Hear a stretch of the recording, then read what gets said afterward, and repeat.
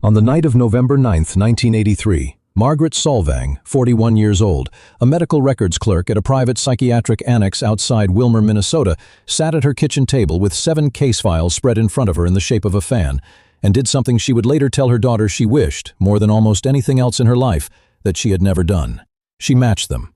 Not by diagnosis, not by age or sex or county of residence. She matched them by a single recurring phrase, buried in 7 different intake interviews conducted 11 years apart by 4 different physicians who had never spoken to one another. A phrase each patient had used, independently, to describe what had happened to them in the dark. Not taken. Sorted. That was the word. She sat with it until the coffee went cold, and then she closed the files, and she told no one for 34 years. I want to be careful here.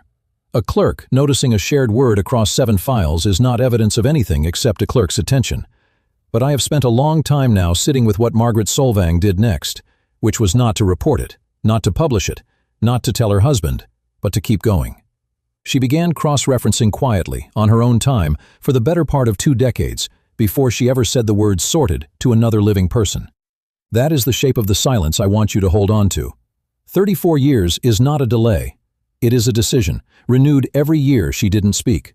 What survives of Margaret Solvang's work is smaller than what she built.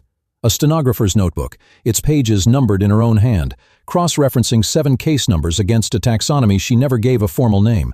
Photocopies of the 7 original intake files, because the originals were reportedly lost when a storage wing of the Wilmer Annex burned in 1991. A fire the county fire marshal's report describes in one clipped sentence as being of undetermined origin, non-suspicious. A reel-to-reel tape, roughly 40 minutes, of an interview Margaret recorded off the record with the mother of one of the 7 patients, and a business card, water-stained, for a visiting consulting psychologist named Julian Fenwick, who came to the annex twice in 1984 and never returned a call after. Margaret's own explanation, offered only once, near the end of her life, to her daughter and to no one else, was simpler than any of this. She said she kept quiet for 34 years not because she doubted what she had found, but because she was afraid of what it would mean to be believed. A clerk with a theory is eccentric. A clerk who turns out to be right has to live in a world where the theory is true. Let me start not with the ledger, but with the moment the ledger was trying to explain. The patient at the center of the first file was a 19-year-old farmhand named Walton Freer, admitted in the spring of 1972 after his family found him standing in the yard at 4 in the morning, fully dressed, facing the tree line, unresponsive for what the intake notes list as approximately 11 minutes. His father's statement, taken the same morning, describes the dog refusing to come off the porch, and a smell in the yard he could only compare to a struck match, though nothing had been lit. When Walton came back to himself, he described a light that did not behave like light behaves, one that did not throw a shadow from the fence post it should have thrown a shadow from. He described a cold that felt, in his words, on purpose, as though someone were adjusting it rather than the night simply being cold. And he described, calmly, almost clinically, being observed by something that was not deciding whether to approach him. It had already decided. It was checking something instead. A detail like that is the kind of detail a person does not invent. Fear invents monsters. It does not usually invent bureaucracy. Sorted, not chosen. That was the distinction Walton drew, unprompted, in an intake interview conducted by a physician who had no reason to lead him toward that phrasing, and according to Margaret's later correspondence with the man, no memory of ever having heard the word sorted used that way before or since. 11 minutes. That duration appears in Walton Freer's file, and then it appears again, unprompted, in the 3rd file, involving a schoolteacher named Agnes Thorbeck, and then a 3rd time in the 6th file, involving a night watchman named Otto Cranmer. 3 separate admissions, 3 separate physicians, 22 years apart in total span, and the missing interval is the same number, to the minute, every time. I don't know what to do with that fact except report it accurately and let it sit there, because I am not prepared to tell you that 11 minutes means something. I am not prepared to dismiss it either. Beyond Walton Freer, the trail widens into smaller things, the kind of details that mean nothing alone and accumulate into something else in aggregate. Agnes Thorbeck's kitchen clock, replaced twice in the 18 months after her encounter, both times for the same complaint. It would not hold 11 minutes past the hour, gaining or losing time only in that narrow window and nowhere else on its face. Otto Cranmer's employer noted, in a letter Margaret obtained decades later through the man's estate, that Cranmer began carrying a pocket notebook on his rounds and filling it with what the employer assumed were work notes, but which turned out, after his death, to be pages of tally marks, 7 columns, no explanation attached. A fourth patient, not among the 7 Margaret formally catalogued, but mentioned twice in her margins, reported that the household dog would not enter the kitchen after dark for the rest of its life. None of this is evidence in the way a courtroom would use the word. It is residue. It is the kind of debris a real event leaves behind in the ordinary machinery of a life, long after the event itself has stopped being discussed. Not the dog, not the clock, not the tally marks alone. The 7 columns. There are 3 items in Margaret Solvang's papers I want to name now and then set aside, because I will need them later and I don't want to pretend I forgot them. The first is an 8th file, uncatalogued, tucked behind the stenographer's notebook, that does not correspond to any of the 7 case numbers in her taxonomy. The second is Julian Fenwick's business card, and the question of why a consulting psychologist would visit an annex twice in 1 year and then simply stop existing on paper. The third is 11 minutes of silence on the interview tape, roughly 2/3 of the way through, where the recording continues to run, but nothing on it is audible, not even room tone. Margaret's cross-referencing produced a working list of what she called, in her own private shorthand, the criteria. Not appearance, not the encounters themselves, which varied enough in surface detail that a skeptical reader could dismiss any one of them individually. What repeated was something quieter. Each of the 7 had, in the 2 years preceding their encounter, undergone a period of profound personal isolation. A death, a move, a diagnosis, a leaving. Each of the 7, in their own words, described being observed with what more than one of them called, independently, a kind of accounting. Not menace, appraisal. This proves nothing on its own. A farmhand's grief and a night watchman's grief are not the same event 22 years apart, simply because both men were lonely that year. But I am no longer talking about one case in isolation. I am talking about 7. And 7 is not a coincidence. 7 is a pattern. And a pattern, once you've named it as a pattern, is very hard to unsee. The first person to corroborate any of this from outside Margaret's own reading was Dr. Halden Meese, a general practitioner who had treated 4 of the 7 patients at different points across 3 decades and who did not, by his own account, ever compare their files to one another until Margaret asked him to, in 1996, 13 years into her private research. Meese told her, and later told her daughter in a recorded conversation I have listened to closely, that each of the 4 patients he treated bore a faint, symmetrical mark on the inside of the left forearm, roughly the width of a pencil eraser, present at their first post-encounter physical, and never biopsied because none of them would consent to it.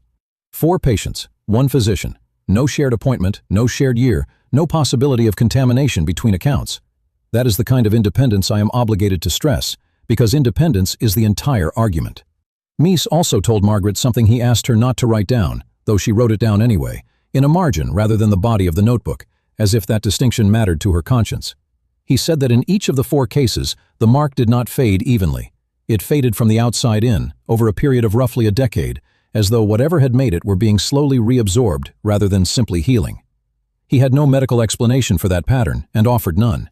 He only noted it, the way a careful clinician notes a thing he cannot classify, and moved on to the next patient. The second corroborating account came from Delia Voigt, the daughter of Agnes Thorbeck, the schoolteacher from the 3rd file. Delia was 12 when her mother came back different. Not dramatically, not in any way a school or a doctor would flag, but in the small architecture of a household. Her mother began keeping a specific drawer locked. She began sleeping with a light on that had never bothered her before. And for the rest of her life, whenever a certain hour approached on certain nights, Agnes Thorbeck would go and stand at the kitchen window and simply watch the yard, for exactly as long as her daughter, decades later and independently of any file she had never seen, still estimated at 11 minutes. Delia did not know the number from her mother's file. She knew it from counting. He said this quietly, and then he closed the folder and did not open it again for the rest of the interview. Before I get to the tape, I want to weight it properly, because it comes to me through more hands than anything else in this account. Margaret's daughter did not hire the technician herself. She inherited his notes secondhand, from a family friend who had kept them after his death in 2011, and only connected them to her mother's ledger by accident, years later, matching a case number in his margin against a case number in Margaret's own hand. That is 3 transfers between the original observation and me. I am not holding it the way I hold Dr. Meese's account, which came to me close to its source. I am holding it as a strong echo of something, not as testimony in its own right. A third, more oblique account exists in the recorded testimony of that same audio technician, hired privately in 2004 to examine the interview tape, specifically the silent stretch 2/3 through.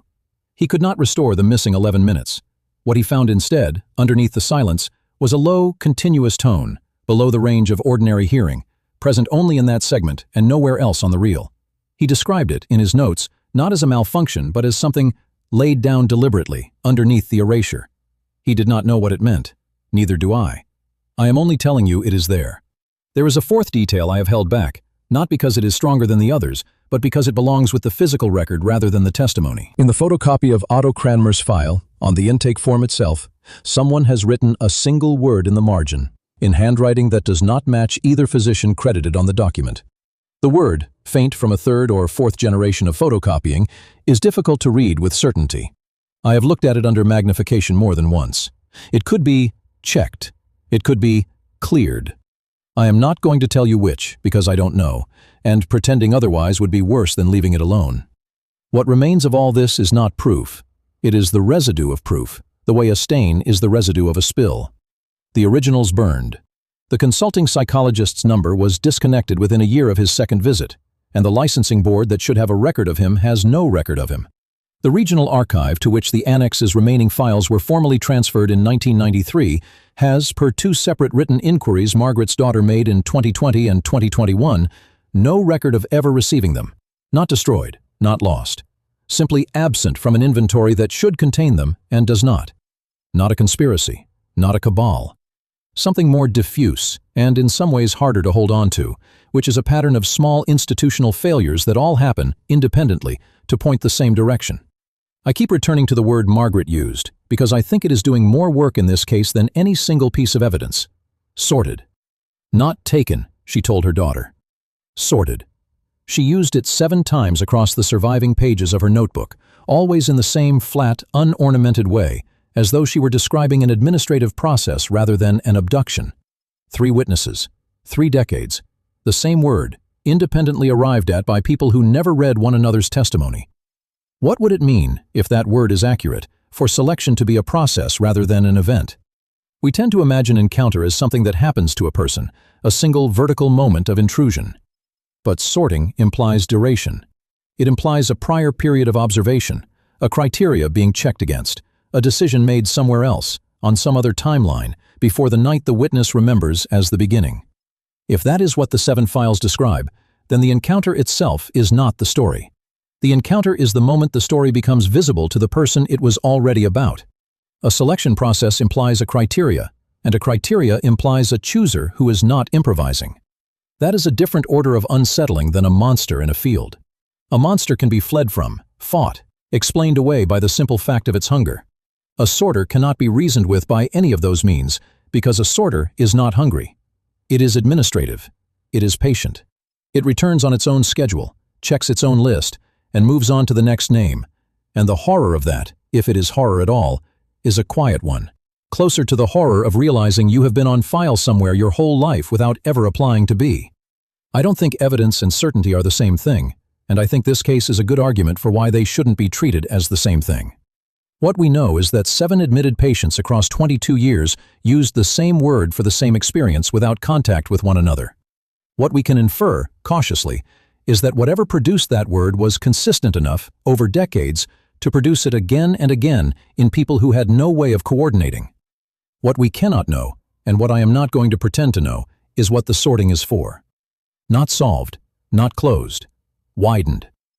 Margaret Solvang's daughter found the 8th file 11 months after her mother's death, in 2019, going through the notebook page by page for an inventory.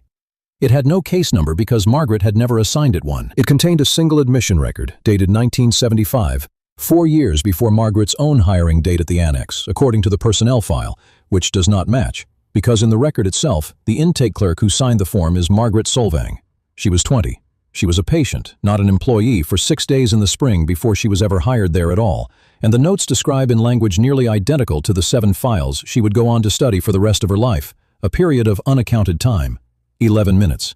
That is not catharsis. I want to be precise about that. It is not a twist that resolves the mystery because it resolves nothing. It adds a name to a list that was never supposed to include the person keeping it. Margaret did not build a taxonomy of strangers. She built, without saying so, possibly without knowing it consciously for years, a taxonomy that had already sorted her. I am not prepared to tell you that Margaret Solvang was one of 7 or 8, or however many the real number is beyond the archive that reaches us.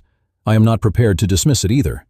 What I can tell you is that a woman who spent 34 years documenting a pattern in other people's lives never once, in any surviving page, wrote her own name into that pattern until the day she died and left the file for someone else to find it. What does it mean to be sorted rather than simply seen? What does it mean to keep a record of a thing you may already be inside? Where did the 11 minutes go? And why does it keep going to the same place, decade after decade, in people who never met? Who or what is holding the other half of Margaret Solvang's ledger, the half with the criteria written out in full, the half none of us have ever been shown? Why does the fire, the disconnected number, the missing archive receipt always arrive just after someone starts asking the right question? I think about the drawer Agnes Thorbeck kept locked for the rest of her life, and I think about her daughter, decades later, standing at the same window her mother stood at, counting to 11 out of some inherited instinct she can't fully explain. I think too about Julian Fenwick's business card, still water-stained in a folder that should not exist, for a man the licensing board has no record of ever certifying. 2 visits, no third, no forwarding number. A consultant who consulted on nothing anyone will confirm, and who is, as far as the surviving paper trail is concerned, absent from the record as cleanly as the fire took the originals he may or may not have once read. Somewhere in a regional archive that has no record of receiving it, there may be a 9th file. Or there may not be. The drawer in Margaret Solvang's